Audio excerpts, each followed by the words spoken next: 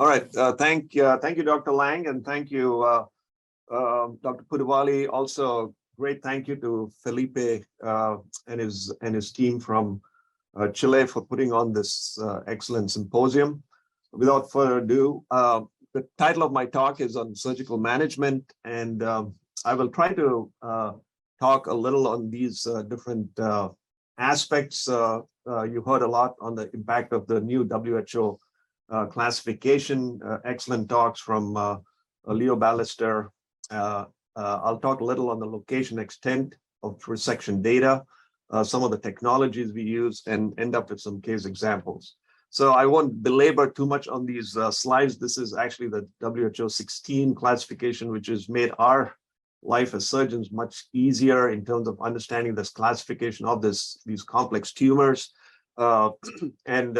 Simply put, the IDH mutation status has really been a very informative for surgeons like myself in terms of trying to understand the basic biology of these tumors. Clearly, with oligodendrogliomas as the other major subtype, this has really helped us better execute our extent of resection strategies for these tumors. And as a case example, we all are familiar with these low-grade gliomas, which can be more in the lobar regions of the brain.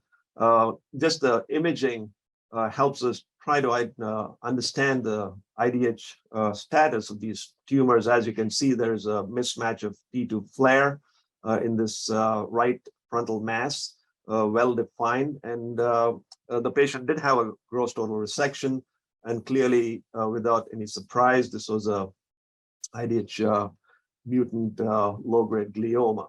They also are predominantly seen in the insula for reasons I'm not very clear, and this was a patient who had an oligodendroglioma, which was resected in a gross total fashion via transcortical approach.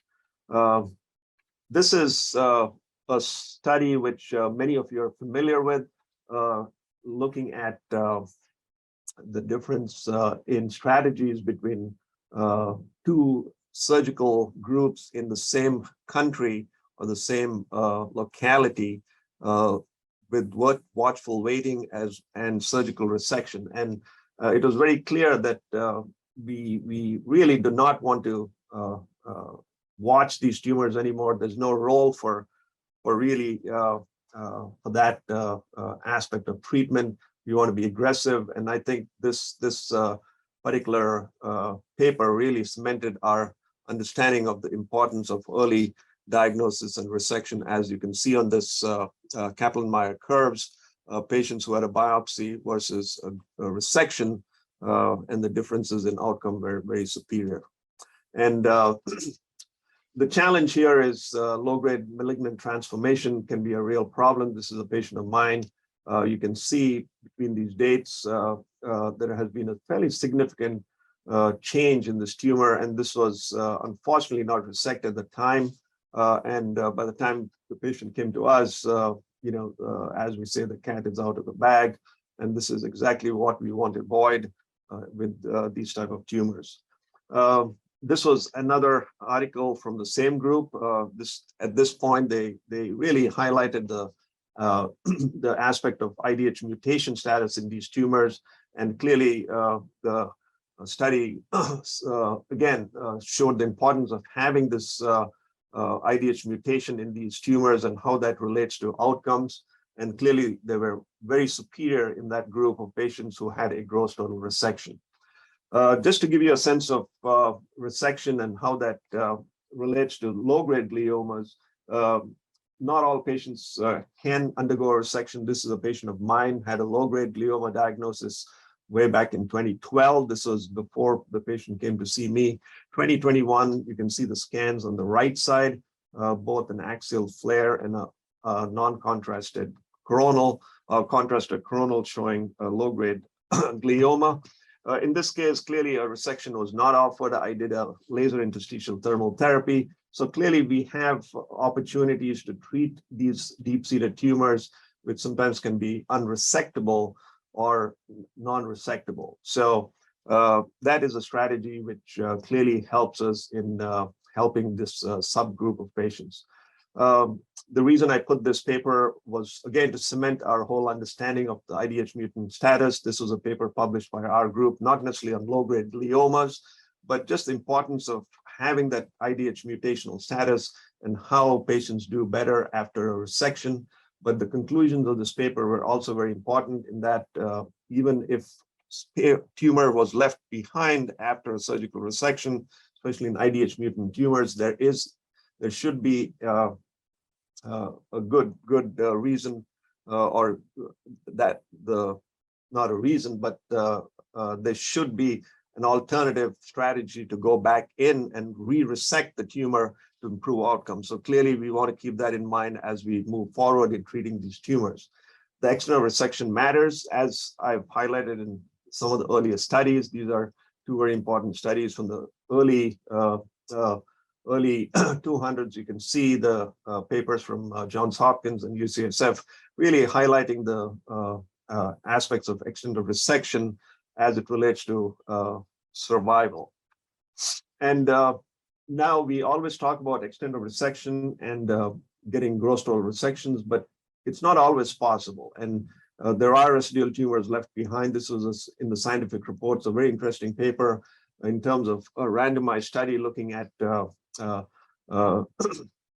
biopsy versus extent of resection, and looking at particularly the residual tumors in as it relates to outcomes. And they looked at two types of volumes, less than 15 centimeter cubed and more than 15 centimeter cubed. And clearly the patients in a multivariate analysis had poorer outcomes if the residual volume of the disease was more. So when we plan resection, we really have to keep that in mind in terms of trying to extend the resection and minimize what we can in terms of residual tumor volume. And this was a more recent paper, again, highlighting various aspects of what I've already discussed in terms of impact of surgery based on the molecular pathways, as well as the residual tumors in residual tumor left after resection. And you can see there are superior outcomes in terms of patients who had a gross total resection with minimal residual volume, especially patients, though these are very small slides, it clearly highlighted the aspect of having the IDH mutational status in terms of improving outcomes. So clearly, I'm drumming this beat because it is really critical in understanding as surgeons where we stand with extent of resection. Some of the new technologies, or some of the technology which we use in terms of mapping and trying to understand function, is navigated transcranial magnetic stimulation. This is an outpatient procedure. We have a lot of experience doing this work, and helps in identifying very critical motor, sensory, as well as language functions.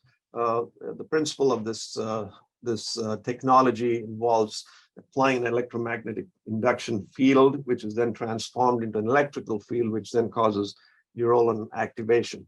The brain suite has become our flagship in terms of intraoperative tumor resections. I've had significant success in this using this technology for both low-grade and high-grade gliomas. And this was, many of you are familiar, was the only randomized study showing the value of intraoperative MR as it relates to external resection data. Though we have had a number of publications, this was the only randomized study which really outlined its importance in terms of external resection in high-grade gliomas. This is an important paper for surgeons out there on the impact of intraoperative stimulation brain mapping in terms of outcomes. And there are two,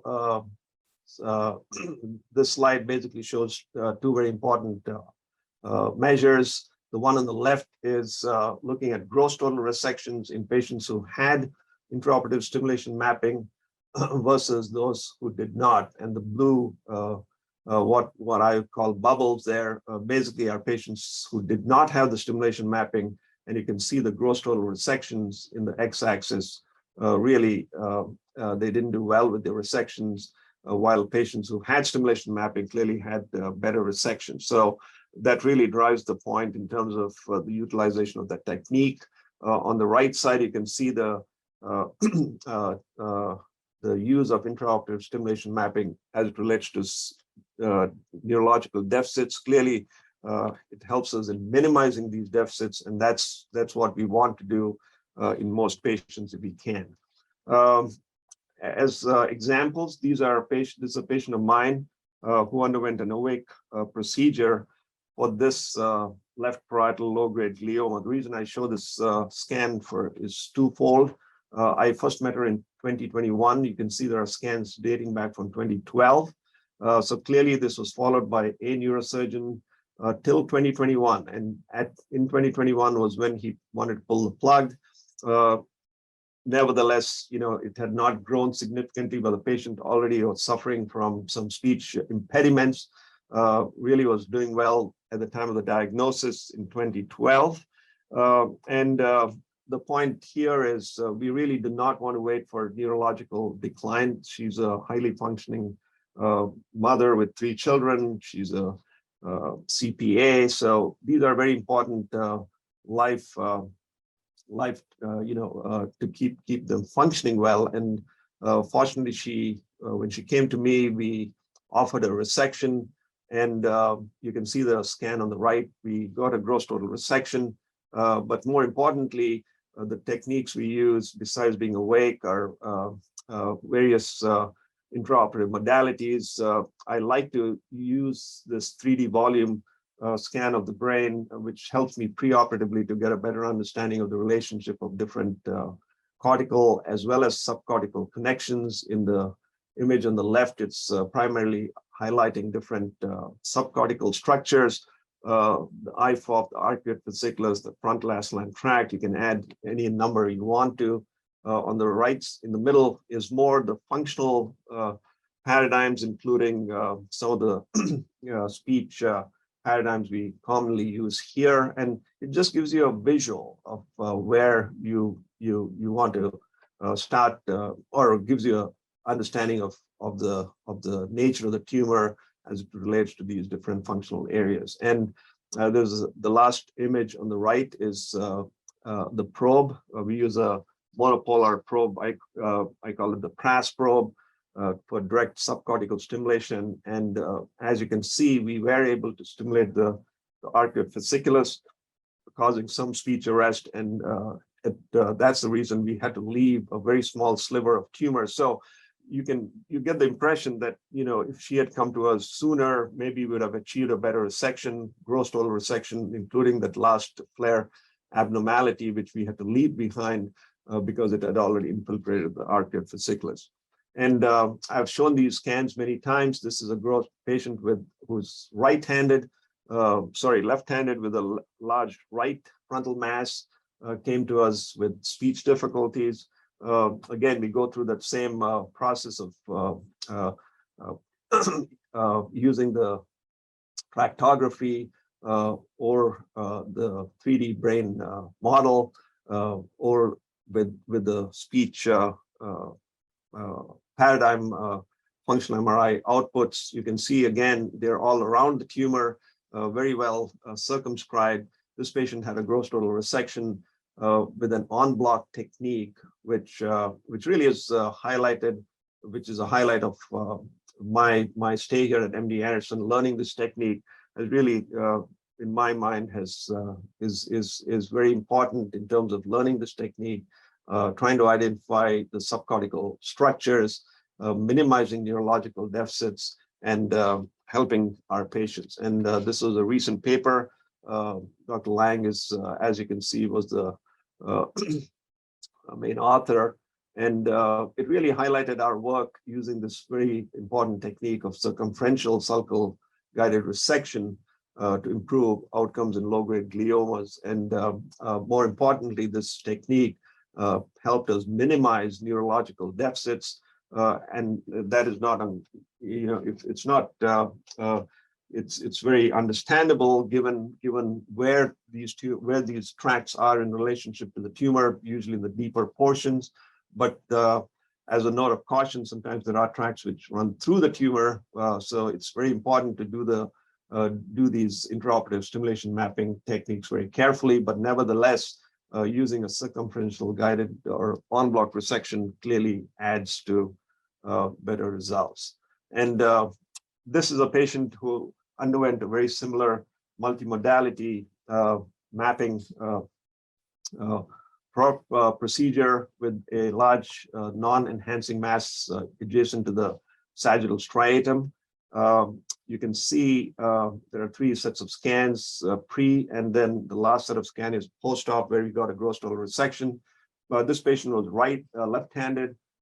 We did extensive pre-operative mapping, and interestingly, on both the TMS map, this is the mapping of TMS on the right side, showing some activity there in terms of the colored dots you can see, which are yellow, red, and white, basically showing the patient did have some activity on the tumor side, but also some on the non-tumor side. So, it is important to know that it's not going to be critical for what we do as surgeons, but helps us to understand the connectivity in the brain and maybe minimize deficits, because obviously we have other strategies to overcome deficits if we cause any deficits. Now, this patient, again, I go through the same cycle of trying to maximize our intraoperative or preoperative technologies. In this patient, obviously, you can see the tumor is well circumscribed. The tracts are pushed away from the mass, and that's exactly what we found intraoperatively. We are able to achieve a gross total resection. The patient did really well. Post-operatively, just for the surgeons out there, this is a very important part of microsurgical anatomy of the sagittal striatum. This is where there's a confluence of a number of fiber tracts which really come together. And I've had significant challenges in this area, especially if we cause deficits, and especially on the left side, because I fought the inferior longitudinal fasciculus, the visual tracts, the arcuate fasciculus, the inferior limb. So you have all these tracts which are in a confluence right at this point. So clearly, as a word of caution, we have to do some very important subcortical stimulation in these patients. I put up this scan just to pose a question, especially to our oncology colleagues too. This is a 39-year-old nurse who presented with this WHO grade 2 oligodendroglioma. As you can see, the tumor is primarily in the left frontal, was resected by a neurosurgeon at an outside institution in 2018, came to us with a new recurrence. As you can see, the recurrence is now deep. And at this point, she has not had any therapies. She was adamant she did not want any treatment. She wanted to live her life without any adjuvant treatment. So if she asked me if I could do a resection, get most of it out. Fortunately, we are able to get all of it out, try to preserve her function. In fact, she did really well. We did this awake. And she would like to live her life without any adjuvant treatment. So this begs the question in terms of whether adjuvant treatments are indicated in most patients or all patients. Clearly, we need to do some studies to see the importance of gross total resection, especially in younger patients with WHO grade tumors. The reason I put this scan is paper is just to highlight a more recent frontal ascending tract, which we see often on the left side and the right side. More importantly, the left side, because it helps in the white fiber tracking from the supplemental motor cortex to the Broca's area. But this paper clearly tells us that sacrificing the frontal ascending tract may not prove a major issue in terms of recovery, because the patient has obviously the contralateral side as well as a functioning corpus callosum to supplement that deficit. So, but clearly this is an important paper for the surgeons to keep that in mind while performing these surgeries. So Another example is the use of preoperative TMS, how we use it to minimize deficits. This is a patient you can see with the tumor infiltrating the motor cortex, had some language function, as you can see on the preoperative TMS mapping. The one on the left shows leg function, the one on the right shows hand function, but clearly there's function in the tumor. So that was clearly with a functioning, the patient was functioning well, had good right arm and leg function, and post-operatively, we are able to minimize deficits by resecting what was necessary and minimized any deficits. So preoperative mapping, careful mapping of these areas really help in trying to minimize intraoperative deficits. And I'll stop there with this last case. This is a patient, again, who presented with this low-grade lesion, as you can see on the right side with this in the deep left parietal lesion. And she's young, and it's been there in the brain for many years. And it has had some growth. Her only symptoms were of visual changes related to the right side of her visual fields. And we did a careful pre-surgical mapping, and you can see on the left side of the screen the brain with the various tracts outlined. You can see the trajectory we chose through the superior parietal lobule. And then in the middle panel, you can see that a lot of fiber tracts, but none in the vicinity of the tumor. And so we all, as surgeons, understand the superior parietal lobule approach for safe resection, especially on the left side, but really it's gratifying to know that, you know, there are not many significant fiber tracts in the vicinity of that approach, which allows us to do resection. So these are some of the strategies we want to use as we think about some of these deep, maybe non-resectable tumors. White matter connections matter, and most of the deficits I've had are more to do with white matter connection challenges, ischemic injury, retraction injury, edema, direct injury to the functional tracts, and intraoperative seizures. So clearly, in my mind, cortical identification of function is critical, but the deficits we see primarily, and we've published on this, where the white matter connections really matter in terms of function and recovery. With that, I'll close. And again, I want to thank the organizers for this opportunity. Thank you very much.